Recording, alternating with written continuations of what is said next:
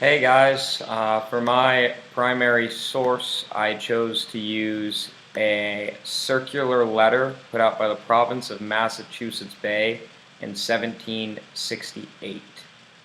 It's very well written, kind of unifies all the thoughts of the colonists and kind of their problems with the taxes and tariffs, but it also displays what we've talked about a lot in this class is kind of the sentiment toward the British Parliament and the Crown and kind of the deterioration of that over time. And because this is so early before the Revolution or after the 7 Years' War, the sentiment is still very much in support of the Crown and the Parliament and very complimentative and really loyal and patriotic toward the British. And it's perfect in kind of displaying the deterioration of that relationship.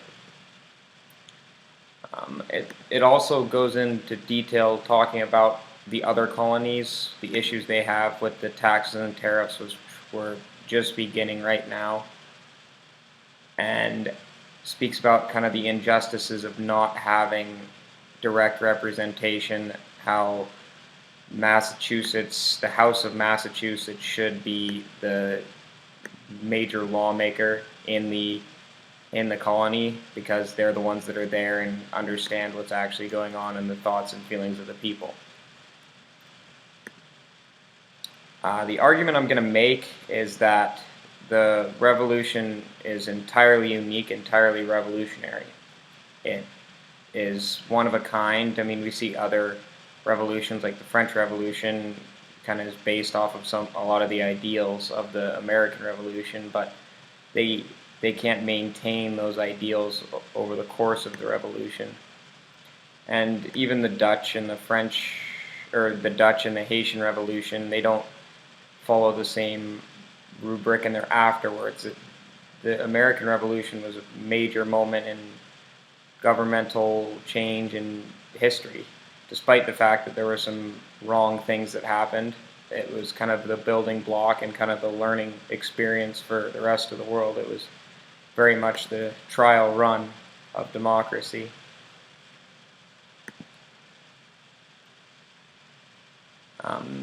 And I think the legacy of the revolution is very far-reaching, and we can tell that just through the revolutions that happened afterwards, and even up into the country we live in today, where a lot of our day-to-day lives are governed off of the principles that were thought of and kind of perfected during the revolution.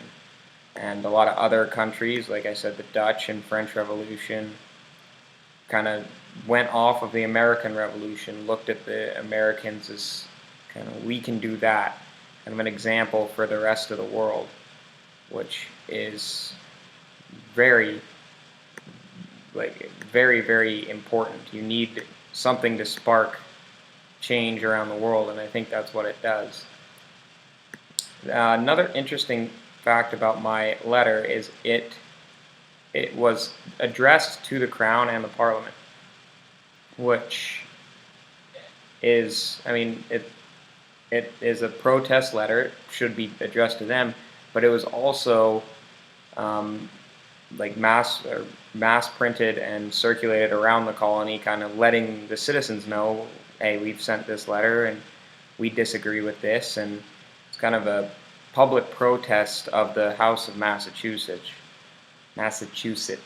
which is a very big step to go public with some of the grievances you have, especially back in those days. And it's very interesting. I'll post a link to the video or to the letter. I'd recommend you guys go read it. It's a very interesting letter. But thank you for your time.